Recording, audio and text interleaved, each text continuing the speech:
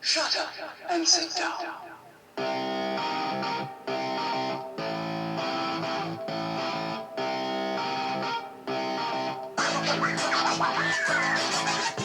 Good evening, everyone. Welcome back once again to Vicious Rants, and of course I'm your host, Mr. Main Event himself, the often imitated, never duplicated Superstar Tim Vicious, and we're gonna go over Raw this week was in Sacramento, California, and hands down, the two most important Raws of the year are always going to be the Go Home Raw to WrestleMania and the Fallout Raw to WrestleMania. And I always stress the most important Raws for the most important wrestling shows before any pay-per-view or PLE are always the Go Home and Fallout to it.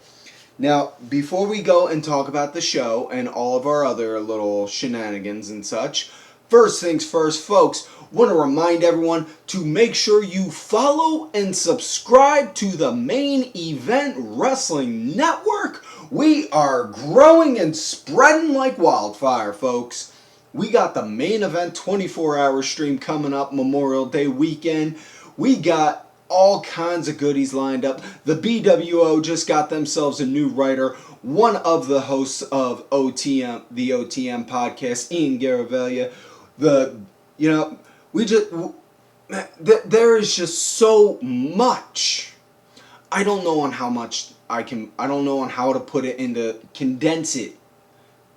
I struggle trying to find a way to condense it as best as I can. But look for the Main Event Network. We do not believe in tribalism.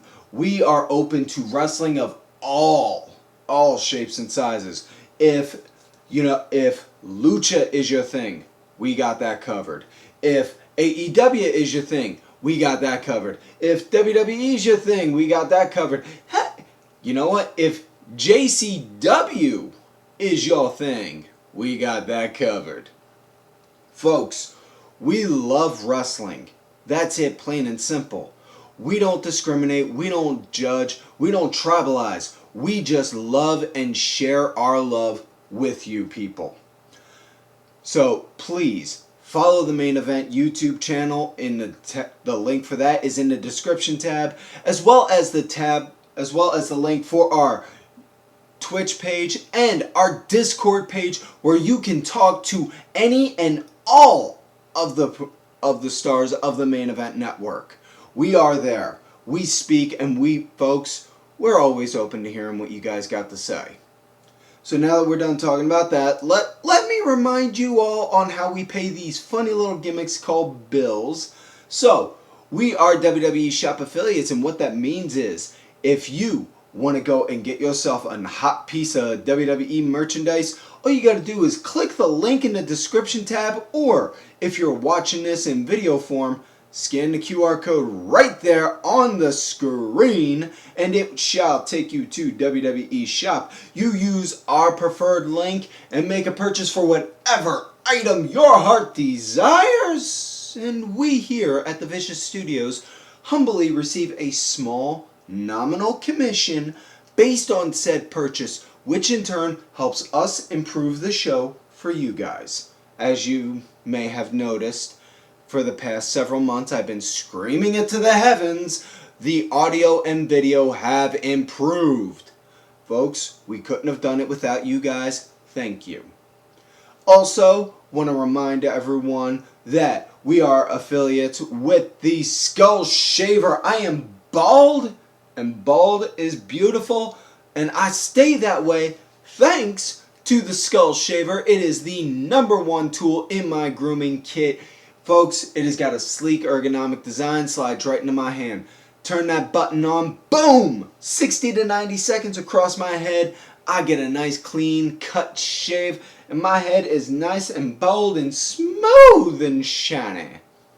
Now, they do not just have the Skull Shaver. They also have a plethora of accessories that you can use, some for exfoliating, some for helping trim areas of the body, if you will. And not only that, they also have, folks, they got all kinds of accessories you can use. And might I add, the blades. the blades for the skull shaver, you only need to replace them about every 6 months or so. Think about that. It's April now. April, May, June, July, August, September, October. You wouldn't need, if you ordered one right now, you wouldn't need a new set of blades until October. Think about that. How much money would you be saving there? Now, the skull shaver does also work in the skull shaver does also have other great benefits. If you have that unsightly grandpa ugly shoulder hair you want to get rid of, turn the skull shaver on, rub it across your shoulder, boom, ungrateful, ugly looking shoulder hair gone. You got that nasty kind of looking tarantula chest hair on there. You go, you trim that some buck down, get the skull shaver, run it across there, boom, it's gone. And for the lads and ladies, might I remind you, now that it's getting warmer, swimwear season's coming up. So if you need it for Beloski, it can be used for that as well. Check out our link in the description tab for the skull shaver. I absolutely love it. I would not put my name behind it if I didn't stand up behind it. Now, also, the OG way to help support the show, other than telephone, telegram, tell your best friend to go and watch Vicious Rants. Amanda, I hope you did check it out. Folks, go to whatamaneuver.net for some Vicious Rant apparel. We got, folks, these are the most comfortable shirts I have ever worn in my life. We got t-shirts, we got tanks, we got women's tees, we got baby onesies, we got toddler tees. Folks, we got it all. And these shirts, oh my God, so comfortable. Now, yes, I will say mine's is a little worn compared to what you would normally see. However, that's because I wear mine as much as humanly possible because it's that comfortable. Now, I wear it way more than I should. That's why. But go and check out whatamaneuver.net for Vicious Rants apparel. Go to whatamaneuver.net, search for Vicious Rants. We are there. I cannot stress enough on how great these shirts are. So now that we're done talking about all that, let's switch gears and talk about last week via the SmackDown Rewind. And the big highlights from last week's SmackDown. The show started out with Rhea Ripley coming out to the ring, addressing Jade. Jade, you finally found the chink in my armor. You know on how to get to me. It was, I can't believe it, but yeah, you got me. You got me, Jade. My one weakness, my best friend, EO. You attacked my friend. And that pissed me off something wicked. And then basically saying that she's gunning for Jade now and she's gunning for blood. EO comes out then telling Rhea, before you go and get her, I want her first. And then, so that leads to the main event match on SmackDown. And the match was what it was. I thought it was fairly decent for a TV match. Jade wound up getting the win there. I'm not surprised on that, especially with WrestleMania coming up. You want to make her look good. So the other highlights that happened on SmackDown, Bayley had a match with Little Miss Alexa Bliss. Bliss got the win there. There was fallout to that on Raw, but we'll get into that in a minute when we talk about Raw. Berto had a match, and it was against the debuting Royce Keys, formerly known as Powerhouse Hobbs. And I'm just going to say this now. If all you're going to do is sit there and shit and say, oh, I can't believe that they finally put him on. He only debuted at the Royal Rumble. He showed up in January and it's been 4 months, blah, blah, blah, blah, blah, blah, blah, blah, blah. Dude, shut up. Just shut up. Here's the nitty-gritty. Here's the nitty-gritty part you need to take into account. First and foremost, that man has been more than open about his mental health. For all you know, he could have had some serious MH issues and had to be on leave. Do you know for certain if he did or didn't? Because if you do, I'd love to hear that. If you knew, I'd love to hear how you knew And none of those little dirt sheet guys that I constantly laugh and mock at didn't. And for all we know, he could have been out with having like a bump. His arm could have he could have had a bummed arm.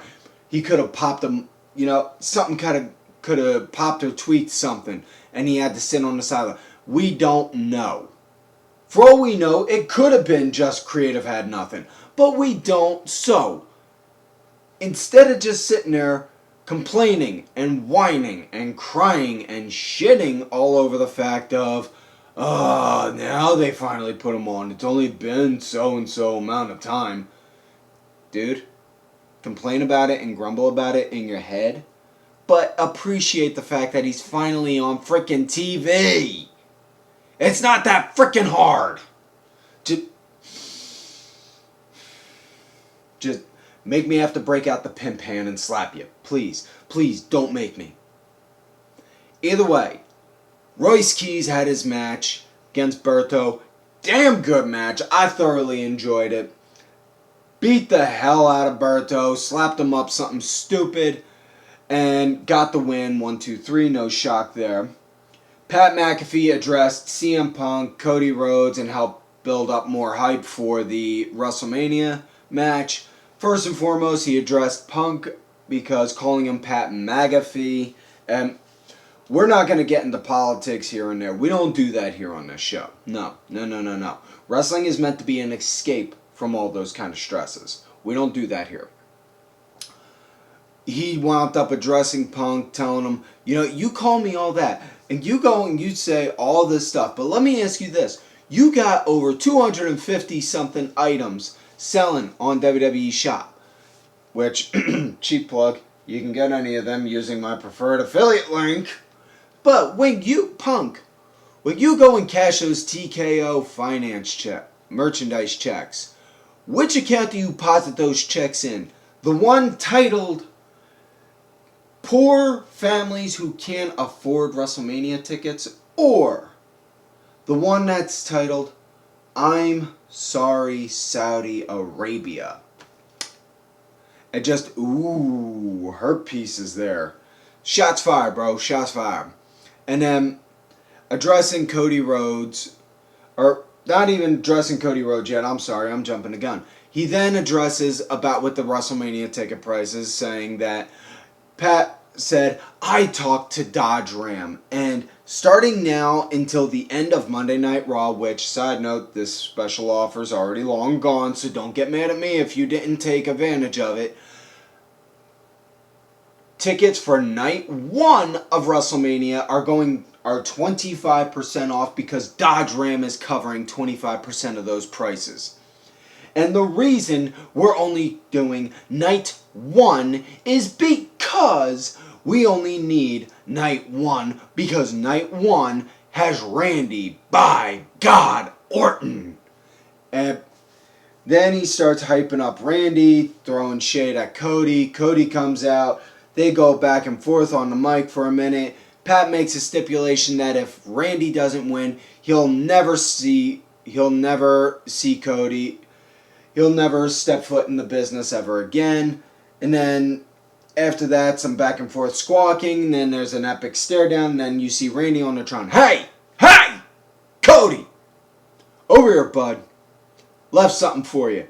Camera pans down and you see Jelly Roll all beaten up, but right by Randy's feet, and he goes and says, why don't you come back here and get your buddy? Or better yet, how about I bring him to you? Picks him up and starts dragging him out. They get out there, then Cody starts fighting Randy, then he starts swinging at Pat, and then it starts to turn into a 2-on-1. Jelly Roll tries to jump in to help. He gets taken out, and then it ends with Orton hitting Cody with the draping DDT. Jacob Fatu had a match with Tonga. Jacob got the win. Post-match, though, Drew McIntyre beat the living crap out of Jacob. So, man, I am so looking forward to that unsanctioned match right there. That's gonna be a hell of a fight right there. Matt Cardona had a match with Trick Williams. Sami Zayn was ringside as well as Little Yachty, but this match was more so meant to hype up and put more hype behind the tag match. Or not the tag match, I'm sorry, wrong choice of words. To build up the U.S. title match at Mania. And I'm not arguing that. You know, I've been around long enough to know and see the writing on the wall and see it is what it is. If this match is on TV and we're this close to a pay-per-view PLE, it's because we need to help build up hype for this and this. Danhausen also had his debut match against Kit Wilson, who tried to go and say Danhausen was toxic, but Danhausen just went at him and said, "You are cursed!" And then cursed Kit Wilson and got the win. Only in pro wrestling can you say somebody got cursed and lost the match because of it. So, yeah, that's pretty much everything for SmackDown. So, with that said, let's get into this week's show, Raw in Sacramento. It starts out with a promo vignette, or not a vignette, but damn, talk right, dude. It starts out with a vignette from Roman Reigns showing how Punk is basically being a hypocrite. They showed videos saying, "I'm not here to make friends, I'm here to make money," and then him hanging out with like Cody and the Usos and all that. And then, you know, just all that other kind of rigmarole saying like, you know, how Roman got spoon-fed everything and he didn't, all the while showing Punk was champion. I didn't surround myself with a wise man when he had Paul Heyman with him by his side and all that. That and such. We'll talk about that at the end of the show. But then we had Triple H and Scrap Daddy Adam Pearce out there in the ring asking for Brock Lesnar to come out so that way they can sign the contract to make their match at WrestleMania official. Mein Savior Paul Heyman came out along with the Beast Brock Lesnar. He came out, signed the contract, hyped it up. Brock looked 3 different kinds of mad, which this is going to be a house fight. And if you don't know what a house fight is, you in for a treat because this is going to be one. And it's going to be ugly. Now, Oba signed the contract later on in the show and had a promo fight with Paul Heyman, which is saying something because Oba pretty much went toe-to-toe with, for lack of a better term, God on the mic, and basically said, "Paul, you need to consider yourself lucky I am holding back restraint. Otherwise, I'd come down there and beat you mercilessly." And while the crowd's chanting, "Do it, do it, do it," he's saying no. Because the physical scars from that would heal. But the mental scars of me beating your beast at WrestleMania will never. And I'm paraphrasing and summing it up, mind you. But yeah, that's it. So, now that that's all talked about, let's get into the first match of the night. Charlotte Flair, the queen herself, going up against Lyra Valkyria. Whew. And this had a nice feeling out at the start where you see Lyra going and doing a handstand, walking backwards for a minute, and then Charlotte seeing it just like, "Oh, okay," and then go doing a kip up, and they're both showing athleticism and gymnastic skills, just like, okay, these girls are going and saying, "Yeah, check out what I can do. Oh, you can do that? Well, watch this. Oh, honey, you think you can do that? Well, watch this." And it went good like that for a bit. Lyra was leading the pace, and I dug the match. I thought it was good. I thought it was a good follow-up to the match that I was talking about on SmackDown.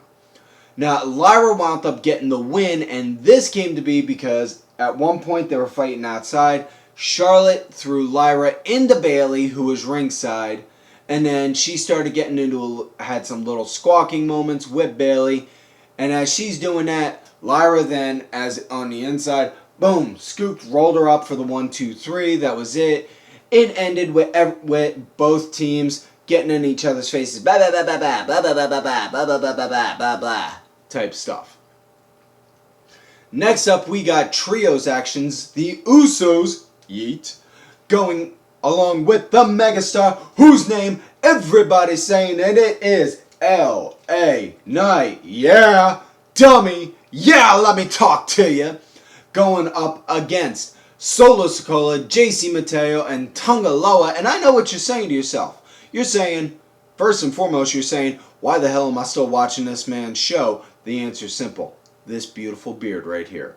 The second thing you're saying to yourself is, hey, wait, I thought the MFT were exclusive only to SmackDown. Well, you would think they are. But in the world of pro wrestling, nah. You see, they showed up to go and talk to the Usos and said, you know, the more we're there, but the more we see things going on here, we couldn't help but come over because you guys are embarrassing the family. You see what you're doing? You're still following Roman's shadow. You're still being like his little lapdogs, his lackeys and all that. And then LA Knight said, whoa, hold on. I got an idea. Tell you what, we need to build up some chemistry. We need to get things in order for our 6-man at Mania. You goofs are here wanting to run your mouth. I'm going to go talk to Adam Pearce and get a match made. Yeah. So here we are. Good match. I thought it was good. It was nice, solid action. And probably the biggest takeaway for this for me was Tama Tonga did not come out ringside with them. However, he did show up at one point through the timekeepers area and just had like an epic stare down with Solo. And Solo yelling at him, where were you? Why weren't you with us? Blah, blah, blah, blah, blah type stuff. And all while that's going on, LA Knight, boom, hits the BFT onto JC Mateo for the 1-2-3. Next matchup we had women's action. Io Sky going up against Kairi Sane, and this came to be because Io was having a conversation with Kairi and Asuka. Oh, Asuka. Focus, man, focus. Either way. And then Asuka wound up saying, you know, you say you're good friends with Rhea. That's on what me and Kairi are. But you don't seem to understand the dynamic of our friendship. So, what we're going to do, we're going to make sure you do. Because you are going to have a match with Kairi. And Kairi saying just, what? Asuka, I don't think I should, Kairi! Yes. Okay. So yeah, here we are. Now, had some really good back and forth action with Io leading into the commercial break. And folks, I cannot emphasize enough on how I meant the action was really good on this. And I don't want to say it was Stardom level, but it brought back some old memories clicking in my head of watching some matches of both of them from Stardom. Just like, ooh, wow. I ain't seen them move like that since they were in Japan. Wow, nice, girls, nice. Like that. But yeah, Io, she was leading into post-break as well as before the commercial break. And then there was some shenanigans that went on. Asuka went to go and try and run some interference. Rhea came down to go and step in. As she's going to step in, Jade Cargill shows up out of nowhere. Boom. Starts going and hitting Rhea. Asuka steps in. Io does a suicide dive, takes out Jade, goes to finish it off with a moonsault onto Kairi. Asuka then, boom, trips and knocks her over. And then Kairi goes for the roll-up for the 1-2-3. That's it. Yeah. So now we come to our last match of the night. Notice I say last match, not closing segment, because we'll get to that in a minute. We had your boy who's bouncy, Javon Evans and Dragon Lee, going up against JD McDonagh and Rusev. All these guys are in the IC title match coming up at Mania for and the heels, they were leading with Dragon Lee being a punching bag. Javon wound up getting a hot tag. And then eventually it turned into the heels getting the lead into the commercial break. And baby faces, they wound up getting the lead. Post break, it was just kind of for me post break, but match came to an end when Dragon Lee hit the Styles Clash on JD McDonagh for the 1-2-3. He got the win there. After that, there was a post-match brawl where Rusev proceeded to start beating up everyone. And then Rey Mysterio came out, of course. He came out, then Penta came out. So, yeah, everyone had to get a few minutes to shine to help build up hype for the match. Yeah. So, yeah. Now we come to closing segment of the night. It was the OTC. Throw them up to show respect for your tribal chief and mine, Roman Reigns. As well as Conor McGuire, the Pepsi King of Chicago, who's also the World Heavyweight Champion. And Punk, CM Punk. And Punk, he got on the mic. Now, listen, I just want to address this. First and foremost, that was a nice little propaganda hype video you put up at the front at the beginning of the show. Good on you. Now, with that said, I want to say I'm sorry. I'm sorry I didn't grow up being wrestling royalty. I'm sorry I didn't have family in this business. I'm sorry I didn't get born with a silver spoon in my mouth. All of this wasn't given to me. I had to fight and crawl and earn all of this. And you know what? I'll say this one last thing. I'm sorry. I hate you. I hate you because of all of that. I hate you because of the simple fact you had all of this handed to you from day one. Whereas this was my dream from the time I was a little kid. But I'll be damned if you're going to have to take this away from me. So, come WrestleMania, I'm going to give you every last ounce of blood, sweat, and tears. And you are going to hear at the end of the night, and still World Champion CM Punk. Then Roman gets on the mic. You good? I'm good. Now I'm going to break this down to you. You could say I got this fed to me. You could say all of that. Go ahead. But you know what? I hate you, but damn it all, I wish I was you. Because you were gone for 10 years and they were still chanting your name. And I'd kill to have that. But here's the thing. I'll be damned if I let you walk out as champ. Because at the end of the night, you're not going to hear "and still." At the end of the night, you're going to hear "and new World Heavyweight Champion." And then the show just fade to black. No epic fights, no epic stare downs. It just, one guy said his shit, one guy said the other, and then it was like that. I don't know about anyone else, but I thought that was picture perfect. I thought that was very much so what you would see on like a professional TV show. Like, wow. Like an actual like sitcom show. Like, just, okay, great tension to build up for like a season finale type deal. So, yeah. With that said, folks, that is it for this week's show. So, much like I always tell you folks, please do not forget to like the video, subscribe to the channel, go back, watch some of the other episodes when you can on YouTube. If you listen to this on audio, please leave us a 5-star review, give us a follow, Apple, iTunes, Spotify, wherever you get podcasts from, we are out there. We are trying to build up that audio brand. Thank you to contributor of the show, LFC Lingerie Fighting Championship. There are a little bit of wrestling, a little bit of MMA, and a whole lot of attractive women wearing a little bit of nothing. Thank you.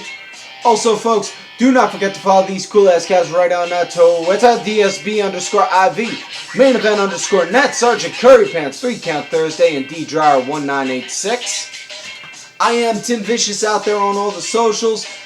And folks, like I always tell you love me, great. And if you hate me, well, Shut up and sit down. fuck yous.